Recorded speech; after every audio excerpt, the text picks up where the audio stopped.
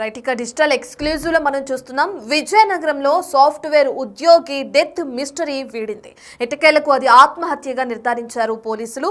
అయితే విజయనగరంలో సాఫ్ట్వేర్ వ్యక్తి హత్య గురవటం మనం ఇంతకు ముందే చూసాము. అయితే ఈ కేసుకు సంబంధించి పోలీసుల విచారణ కొనసాగిస్తున్నారు. అయితే దీనికి వివాహేతర సంబంధమే కారణంగా కూడా పోలీసులు నిర్ధారించారు. నెమలాం గ్రామంలోనే దూరపు బంధువైన వివాహితతో ఇతను సంబంధం పెట్టుకున్నాడని, ఇక ఈ సంబంధం కారణంగా ఎవరైతే వివాహిత మహిళ ఉందో ఆ మహిళ మరిది ప్లాన్ ప్రకారమే వ్యక్తిని చంపేసినట్లు కూడా పోలీసుల విచారణలో తెలుస్తుంది మనకు. అయితే దీనికి సంబంధించిన డీటెయిల్స్ ఒకసారి చూద్దాం. వివాహితర సంబంధం పెట్టుకున్నాడనే అనుమానంతోనే తెరలాం మండలం నెమలాంకి చెందిన సాఫ్ట్వేర్ ఇంజనీర్గా వర్క్ చేస్తున్న ప్రసాద్ అనే వ్యక్తి ప్రాణాలు కోల్పోవడం కూడా మనం చూస్తున్నాం. తన వదినతో సన్నిహితంగా ఉంటున్నాడని, అతన్ని దూరం చేయాలని వదిన మరిది ఎవరైతే ఉన్నారో ఆ మరిది పథకం ప్రకారమే అన్నతో కలిసి హత్య చేసినట్లు కూడా తెలుస్తుంది. దర్యాప్తు చేస్తున్న పోలీసులు అధికారులు కూడా ఈ కేసు మిస్టరీని త్వరలోనే ఛేదించనున్నట్లు కూడా మనకు అర్థమవుతుంది. అయితే విశ్వసనీయ సమాచారం ప్రకారం ఒకే గ్రామం, దూరపు బంధుత్వం వల్ల ప్రసాద్ సదరు వివాహితతో సన్నిహితంగా ఉండటాన్ని ఆమె మరిది తట్టుకోలేకపోయాడు. భర్త అమాయకుడైన మరిది ఉన్నత చదువులు చదివి ఉద్యోగ అన్వేషణలో ఉన్నాడు. అయితే ఆమె ఫోన్కి ప్రసాద్ పంపిస్తున్న మెసేజ్లను వాట్సాప్ వెబ్ ద్వారా ల్యాప్టాప్లో మరిది డైలీ చూస్తూ ఉండేవాడు. ఇక బెంగళూరు వస్తానంటే ఉద్యోగం చూపిస్తానని కూడా ప్రసాద్ ఆమెకు పంపిన మెసేజ్లు కూడా చూసి మరిది మరింత రగిలిపోయాడు. తెర వెనుక ఈ వ్యవహారాన్ని అన్నకు నూరిపోసి ఎవరైతే సాఫ్ట్వేర్ ఉన్నారో అతన్ని హతమార్చేందుకు పథకం రచించాడు. బెంగళూరు నుంచి పెళ్లి చూపులకు వచ్చిన ప్రసాద్ సోమవారం పొరుగురులోని తాతగారి ఇంటికి వెళ్లటం ఆ వ్యక్తి చూడడం కూడా జరిగింది. ఇక రాత్రి ఫోన్ చేసి నెమలాం సమీపానికి అతన్ని రావాలని కూడా అన్నదమ్ములిద్దరూ కోరారు. ఇక దాంతో అతను వస్తున్న క్రమంలో మార్గ మధ్యంలోనే మాటేసి తొలుత అతన్ని కర్రలతో బాగా చితకబాదారు. ఇక ఆ తర్వాత బండరాయిని ప్రసాద్ తలపైన ఉంచి ఊపిరాడకుండా చేశారు. ఇక దీంతో ఆ వ్యక్తి చనిపోవడం జరిగింది. ఇక చనిపోయిన వ్యక్తి డెడ్ బాడీని రోడ్డు ప్రమాదంగా చిత్రీకరించడానికి రోడ్డు ప్రమాదంలో మృతి చెందినట్లు అందరూ భావించాలని కూడా ఆ మృతదేహాన్ని రోడ్డుపై పడేశారు. ద్విచక్ర వాహనాన్ని కూడా ధ్వంసం చేసి ఓ పక్కకు పడేశారు. ఇక ఆ తర్వాత ఏం తెలియనట్లు కూడా ఇద్దరు అన్నదమ్ములు ఇంటికి చేరుకున్నారు. ఇక ఈ కేసుకు సంబంధించి పోలీసుల విచారణ కొనసాగిస్తున్నారు. ఇప్పటికే ఆ ఇద్దరు అన్నదమ్ములను అదుపులోకి తీసుకున్నట్లు కూడా తెలుస్తుంది. విచారణ అనేది పోలీసులు కొనసాగిస్తున్నారు. అయితే పూర్తి డీటెయిల్స్ అందించడానికి ఈ విషయానికి సంబంధించి మా ప్రతినిధి శివశంకర్ అందుబాటులో ఉన్నారు. ఒకసారి శివశంకర్ తో మాట్లాడదాం. రైట్ శివశంకర్, డెత్ మిస్టరీ అయితే వీడింది. పోలీసుల విచారణ ఎక్కడి వరకు వచ్చింది? డీటెయిల్స్ ఏ విధంగా ఉన్నాయి?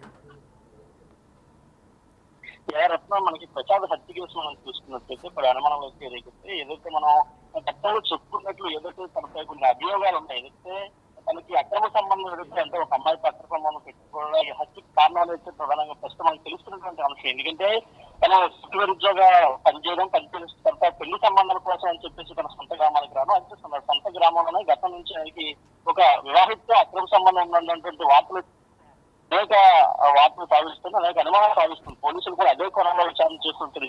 గతంలో మనం చెప్తున్నాం ఏదైతే తన వాడుతున్న మొబైల్ కానీ ఓపెన్ చేస్తే కేసుకి ఒక సొల్యూషన్ దొరికే అవకాశం ఉంది గతంలో మనం చెప్తున్నాం. ఇప్పుడు అదే దానిలో ఇప్పుడు పోలీసులు కూడా ఫాలో అవుతున్నారు. తన మొబైల్ ఫోన్ ఓపెన్ చేసి కాల్ డేటా ప్రకారం తనకి ఎన్ని గంటలకు ఫోన్ వచ్చింది, ఎక్కడికి వెళ్ళాడు, ఎవరు కాల్ చేశారు, ఏ నెంబర్ నుంచి కాల్ వచ్చింది, ఇలా హత్య గల కారణాలు ఏంటనేది ఇప్పుడు మొబైల్ ఫోన్ ద్వారానే మొత్తం ఈ కూపీ అంతా లాగుతున్నటువంటి పరిస్థితి ప్రస్తుతం ఉంది.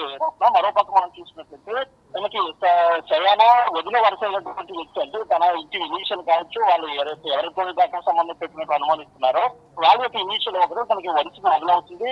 అలాంటి ఆమెతో ఈయన అక్రమ సంబంధం. రైట్ శివశంకర్, ఒక్కసారి శివశంకర్, అయితే ప్రసాద్ ని హత్య చేశారు అన్నదమ్ములు. దానికి సంబంధించి వాళ్ళు మీరు చెప్పినట్లుగానే ఈ హత్య చేశామని పోలీసుల ముందు ఒప్పుకోవటం కానీ విచారణ కొనసాగించడం కానీ మనం చూస్తున్నాం. ఇదంతా పక్కన పెడతా మహిళ ఎవరైతే ఉన్నారో తన స్టేట్మెంట్ ని రికార్డ్ చేశారా పోలీసులు? ప్రస్తుతానికి ఇంకా అంటే దానికి సంబంధించి పోలీసులు అయితే ఎటువంటి విషయాలు కూడా బయటికి వెల్లడించలేదు. డిఎస్పీ భవ్యారెడ్డి ప్రెస్ మీట్ పెట్టి పూర్తి స్థాయి మొత్తం విచారణ జరిగిన తర్వాతనే అన్ని విషయాలు కూడా బయటికి చెప్పడం జరుగుతుంది. ఇప్పటికీ ఆవిడ వెల్లడించారు. అయితే మనకి తీసుకున్నట్లయితే ఎవరైతే వివాహితతో అయితే అక్రమ సంబంధం పెట్టుకున్నాడో వారి యొక్క అన్నదమ్ములే ఈయన్ని హత్య చేసేట్లయితే ప్రస్తుతం అనుమానిస్తున్నారు. ఎందుకంటే చివరిగా వాళ్ళతోనే ఫోన్ మాట్లాడారు, వారు ఫోన్ కాల్ వచ్చిన తర్వాతనే బయటికి వెళ్ళినట్లయితే పోలీసులు అనుమానిస్తున్న పరిస్థితి. తర్వాత వాళ్ళు నది ఒడ్డున ఆయన చంపేయడం, కర్రలతో రాళ్ళతో కొట్టి చంపేయడం, చంపేసిన తర్వాత తీవ్రమైన కోపం అన్నదమ్ములో ఉండడంతో వాళ్ళిద్దరు కూడా అటువంటి అమ్మ బూజ్వల్ గ్రామాలు రెండు గ్రామాల మధ్యలో నది రోడ్డు మీద ఇస్తే శవాన్ని వేయడం జరిగింది. Right, thank you Shivshankar.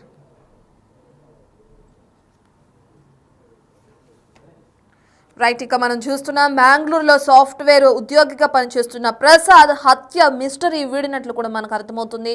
విజయనగరానికి తను పెళ్లి చూపుల క్రమంలో రావడం జరిగింది. ఇదే క్రమంలో చుట్టుపక్కల గ్రామంలో ఉన్న ఒక వివాహితతో అక్రమ సంబంధం పెట్టుకున్నాడు ప్రసాద్. ఇక దీనికి సంబంధించిన మెసేజ్లు ఆ వివాహిత మరిది ఎవరైతే ఉన్నారో అతను తన వాట్సాప్లో కూడా చెక్ చేయడం, కానీ వెబ్లో ఆ వాట్సాప్ని కనెక్ట్ చేసుకుని తన వదినకు వస్తున్న మెసేజ్లను చూసి ఈ విషయాన్ని అన్నకు చెప్పడం, ఇద్దరు ప్లాన్ ప్రకారం ఆ ప్రసాద్ని రమ్మని పిలవటం. ఇంకా ప్రసాద్ బయటకు వచ్చిన తర్వాత బండరాయిలతో మోదీ కర్రలతో కొట్టి అతన్ని చంపేశారు. ఇక దాని తర్వాత ఒక మెయిన్ రోడ్ పైన మృతదేహాన్ని పడేసి ఆ బైక్ని కూడా చుట్టుపక్కల ఏదైతే ఉందో అక్కడ తోసేసి ఈ మృతిని ఒక యాక్సిడెంట్గా చిత్రీకరించే ప్రయత్నం చేశారు. ఇక దీని తర్వాత పోలీసులు కేసు నమోదు చేసుకోవటం, అనుమానంతో లాస్ట్ కాల్ ఎవరితో మాట్లాడారో ఇక దాని ప్రకారం పోలీసుల విచారణను ముమ్మరం చేశారు.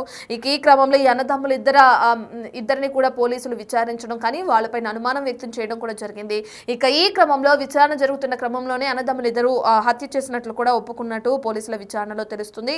దీనికి సంబంధించి విచారణ ముమ్మరం చేస్తున్నారు పోలీసులు. మరి చూడాలి వీళ్ళకి సంబంధించి ఎటువంటి శిక్ష పడుతుంది, ఏ విధంగా ఏ సెక్షన్ల కింద కేసు నమోదు చేస్తారు.